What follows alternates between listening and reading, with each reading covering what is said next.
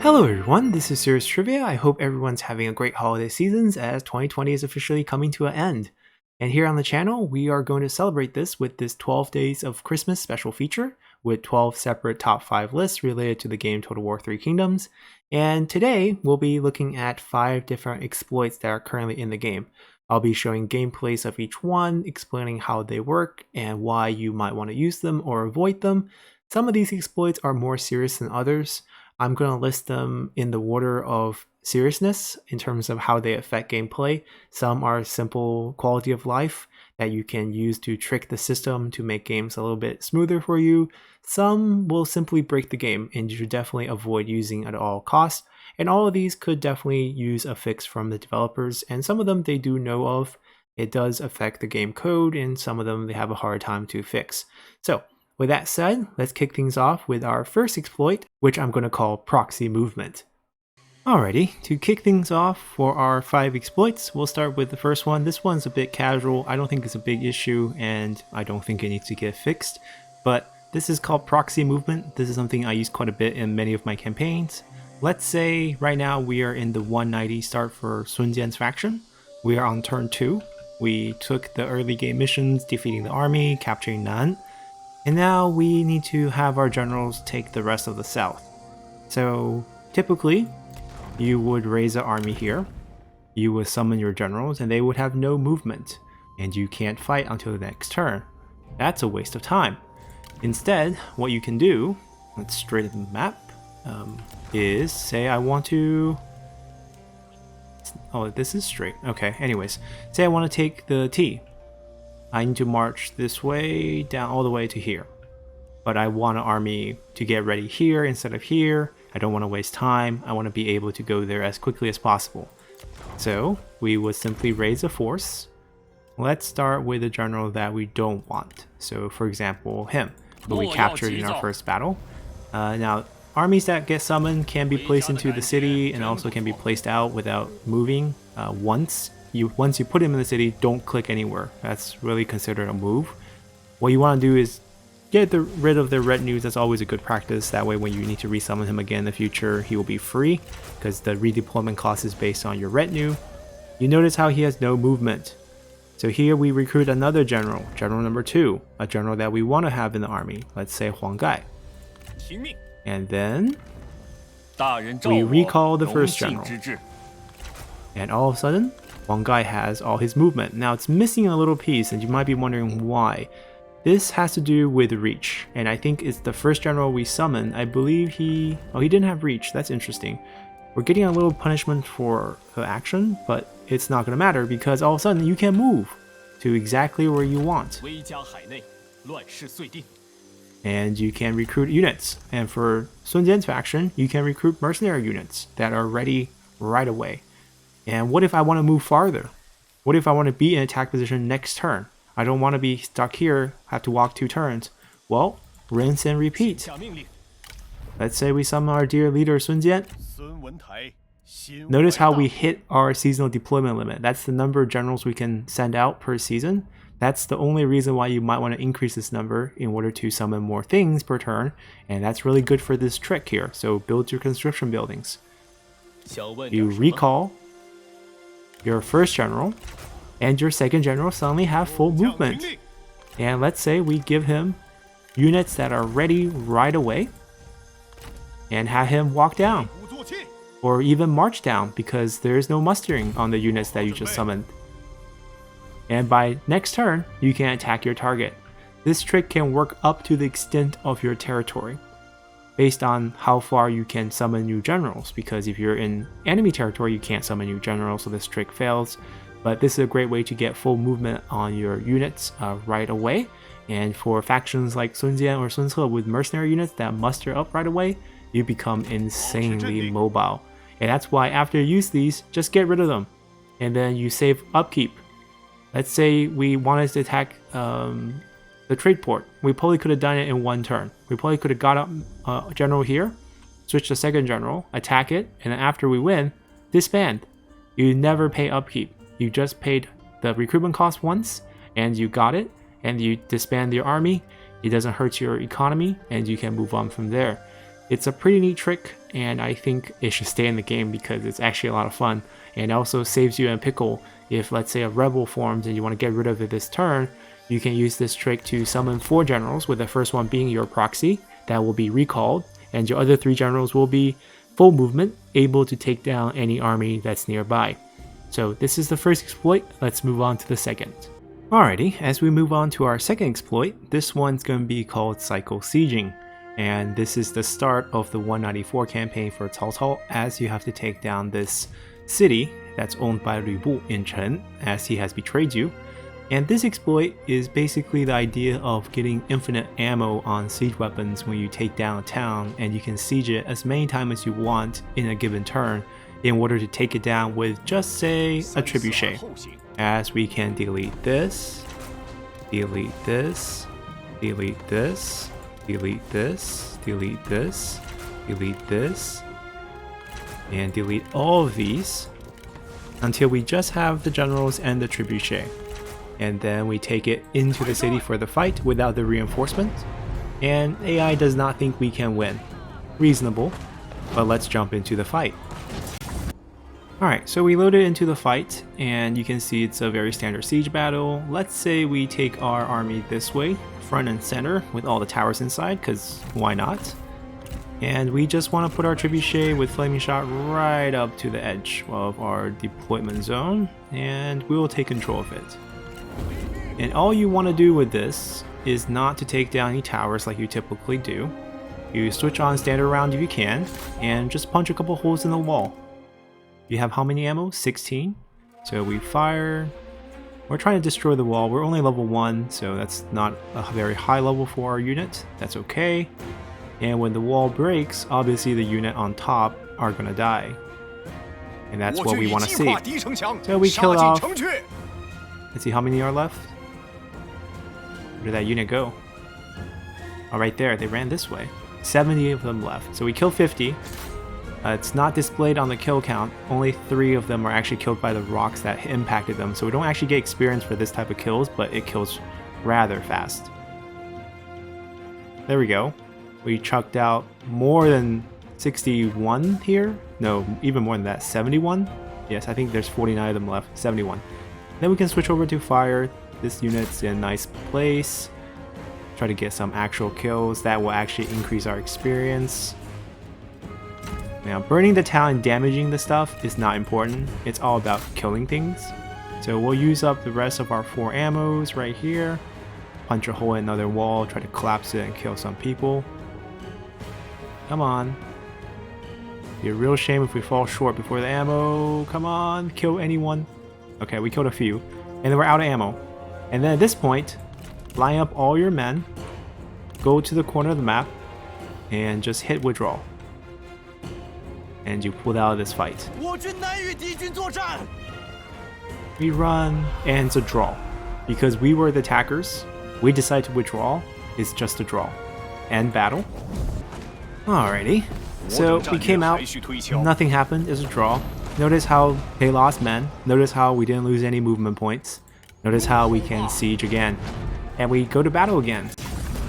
Alright, so as we load in, you can see some of the damage we've done have stayed. It doesn't always have to stay, but you can do a little damage each time.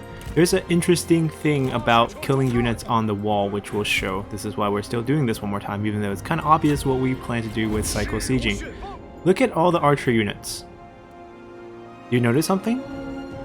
They didn't die. Because units that die on the wall are only dead for that battle. It's a very big glitch in the game. This is a minor exploit within this minor exploit, where if your units die on the wall, they're technically not dead if you get out of the battle alive. That's why when I, let's say, take this and crush this wall right here, just as example. So once I crush the wall, notice the health bar, right? This unit is fully red. You see this unit? That's injured. It's not entirely red. Part of it is reduced because part of them are dead. 30 unit max, 17 still alive. Notice what happens when I crush a wall. If I can crush a wall, let's make them shoot a little faster. And 20%. Here we go. 60%. That's a good shot. Okay. So, how many units are left? 66. What happened to the health bar? Still full. The morale doesn't recognize they lost unit. So these poor souls who died here technically didn't die. That's why when you use this technique during sieges, a regular siege, not a cycle siege, the morale of many of these units on the wall will never crater. They'll feel unbreakable. Because you're left fighting the 60 that's remaining, but even if you kill all 60, or let's say you kill 40 of them, they think that they lost 40 from 120. So they still feel like they are pretty healthy and able to fight, when in reality they're not. So don't waste too many shots on walls, it doesn't benefit you. What you ideally want to do is just hit units inside, right? And all you want to do hit unit inside is to get kills, because if you get kills, you actually do get experience on the unit themselves, and then they will actually rank up. And you just rinse and repeat this technique with the amount of ammo you have every time. Try to pick off as many units as you can. Once you have holes in the wall, they're going to put units guarding those holes. So like maybe the second time you do it, you crush this wall. So next time they have 2 units lined up here, and then you can just get easier shots on them. And you can do this infinite number of times in a turn. Literally infinite. So one siege weapon can bring down a fully stacked army within a garrison.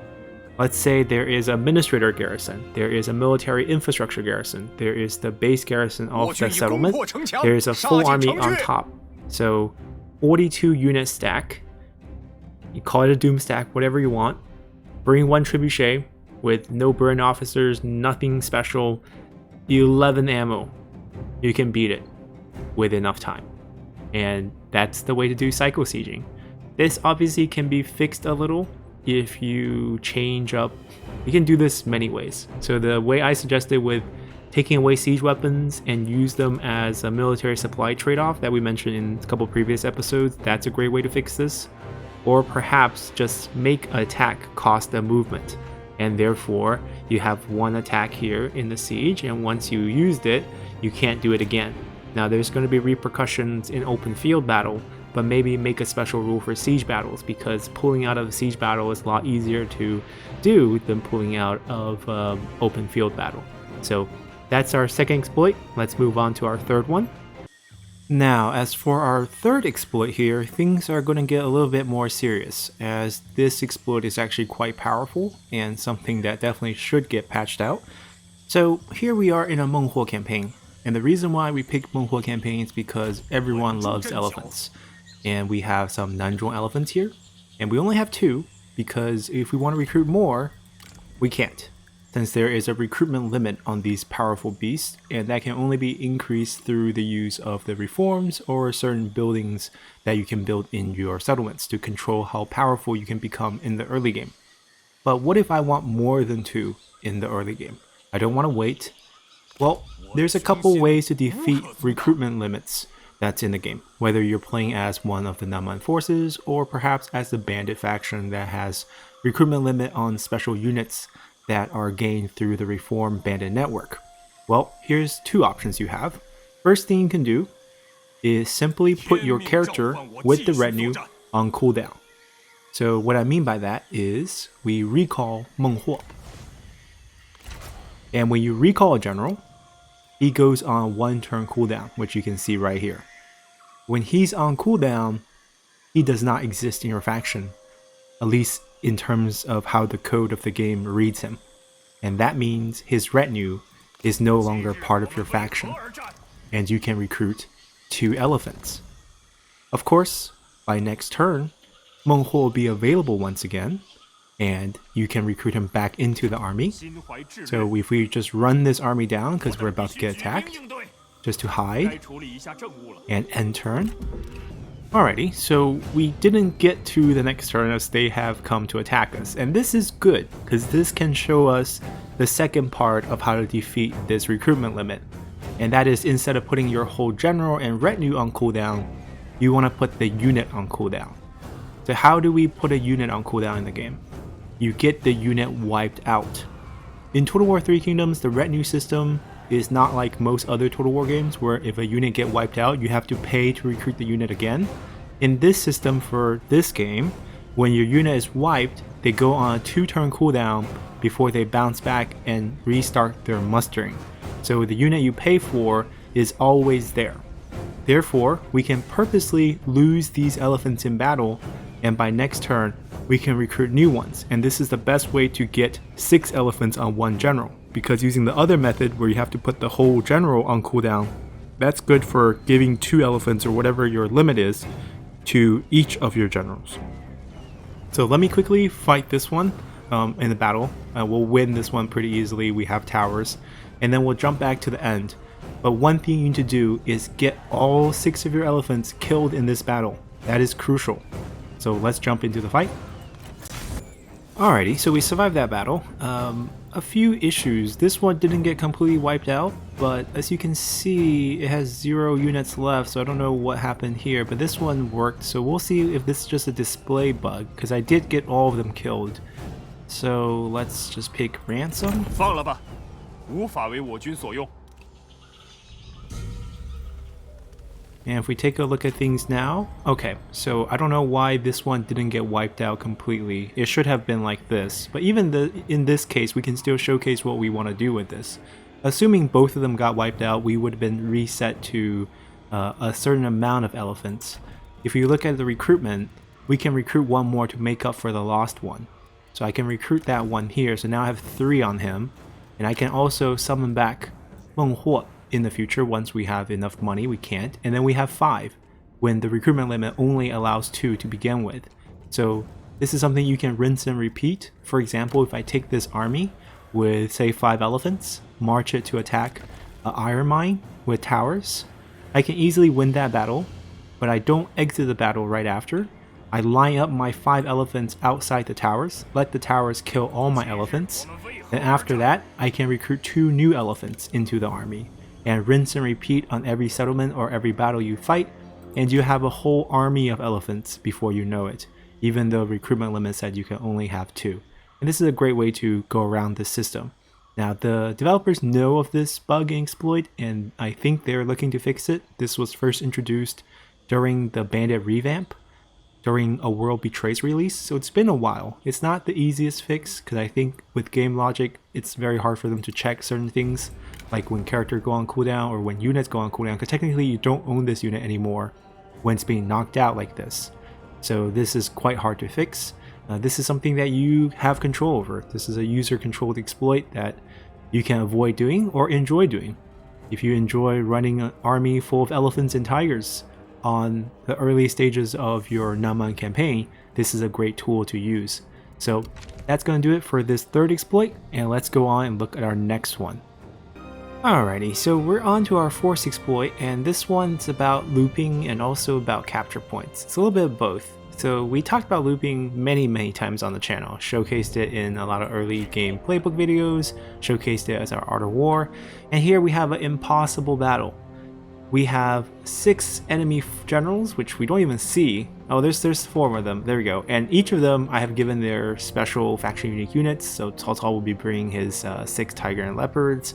Liu Bei is bringing 8 archers. He's bringing mercenary infantry, tiger infantry, I think defender of Hebei, and Tao Qian's just joining with some of his spear territorial spearmen. They're really bad, but hey, this is the coalition against Lü Bu, and we're in Xiapi. But we're not in a walled city. We're not in a small city, we're in a town. And because we're in a town, the city center is a capture point.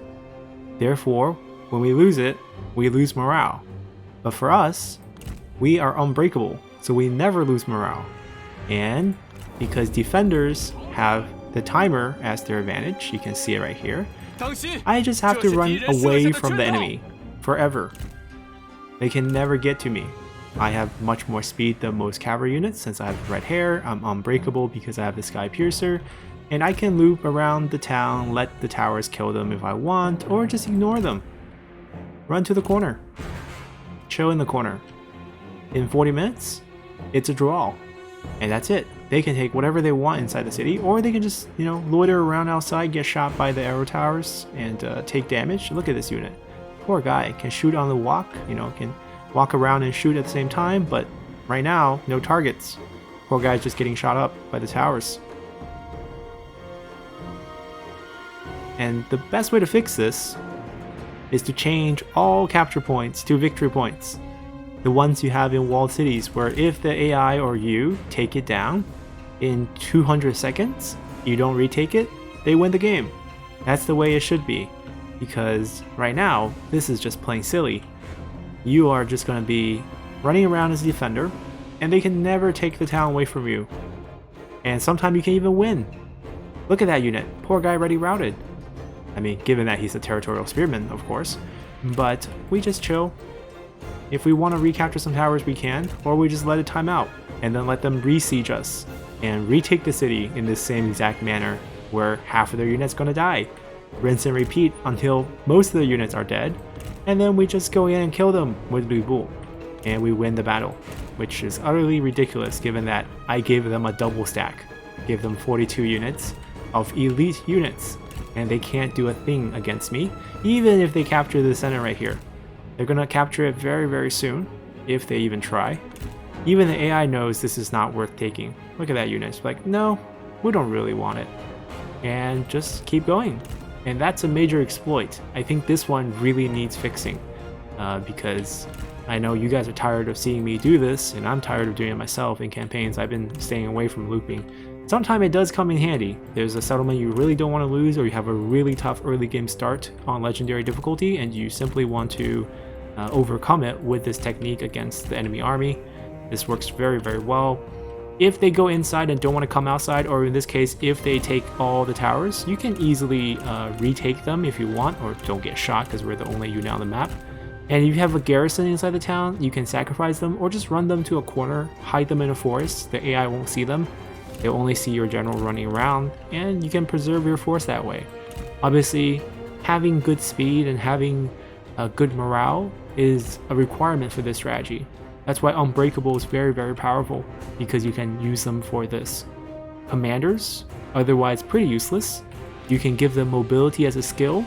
That boosts their speed by 25%, and then give them, I think, nobility is the skill name? But there's one skill that gives Unbreakable, and if you have the combination of both of those, you're totally fine.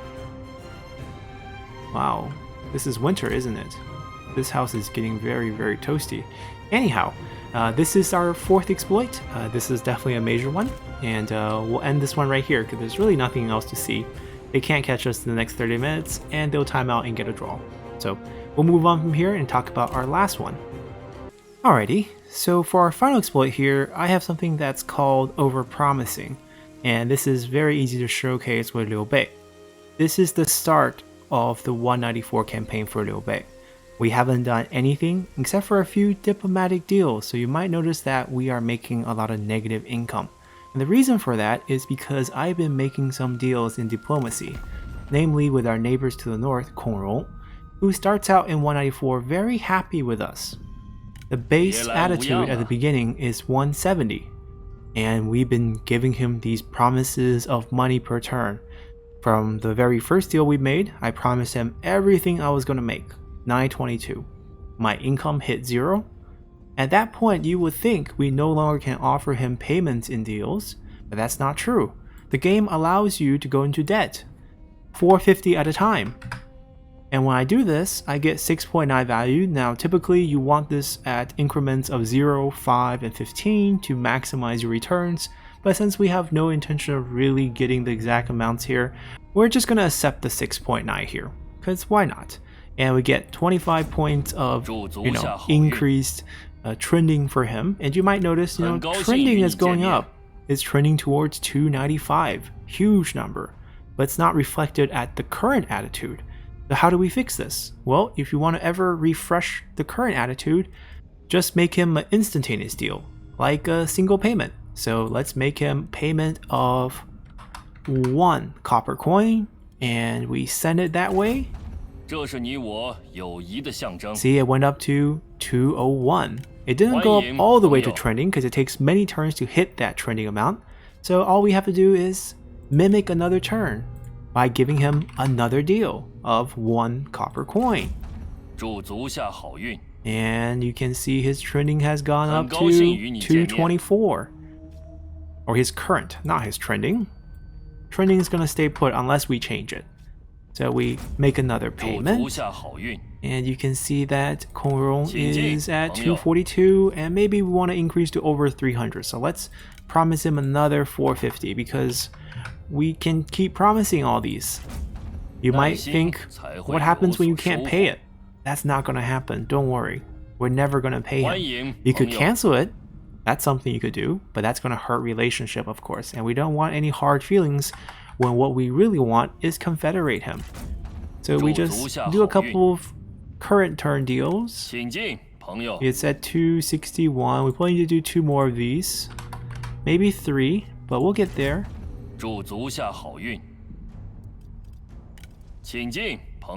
Okay. Went up by 15, so not a lot. We probably have to do this twice. This is probably going to put us at 91, 87, so it's actually decreasing the rate of growth. But hey, very patient here, and we'll get there. One more deal. Now, why do we wait above 300? Well, just a nice even number, and the threshold for changing attitudes tend to happen around nice even numbers. So now we're officially over 300. Let's ask him if he want to unify with us. Well, negative 3.8.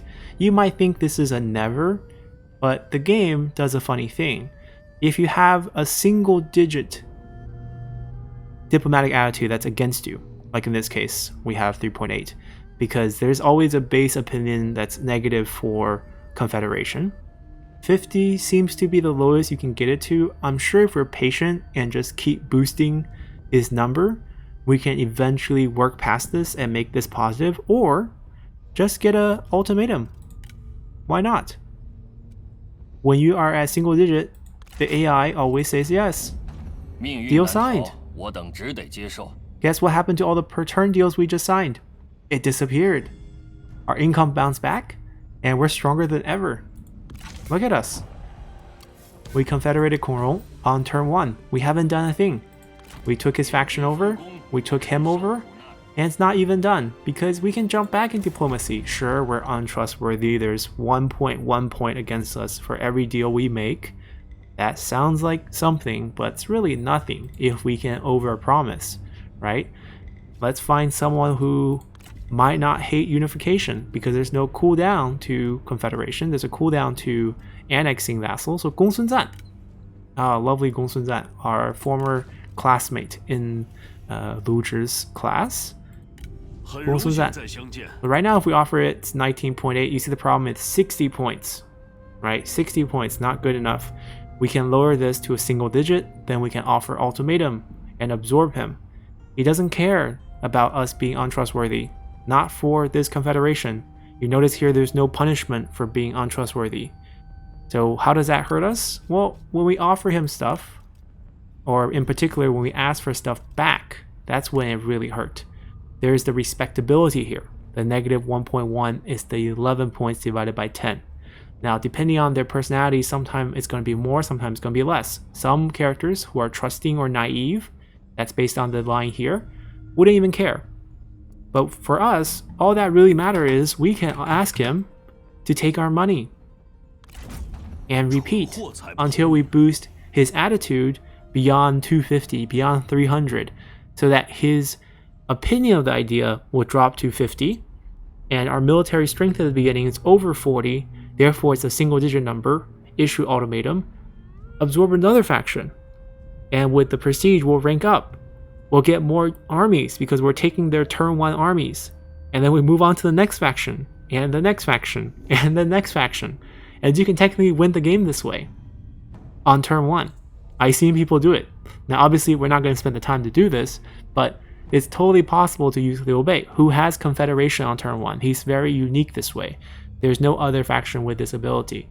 You need to wait till Duke rank for other factions to be able to confederate other factions. But for us, we can do it from the start. And because we can do it from the start, you have this option to just absorb factions over and over again by over-promising things that you don't have. In this case, income. Because we promised our income away. Well, guess what? 真是倍感荣 We 幸。 can keep promising future income. Okay, 449. I believe they take your total income and divide it by 10 to dictate how much you can get. And if that's the rule, you can play around with this. You can ask him to give you some cash back so you can give him more stuff. But if you see the values above 5, you really don't need to do it, if you know what I mean. Because let's say we ask him for cash, right? He doesn't want to give us that much. He gives us this much. We take it. 如我所料， We are going to go up 足下 over 真是慷慨。 5,000. And now if we make a new deal and we promise him some payment that we don't have, you see that we can promise up to 10% of our total cash. And maybe that value is a better value.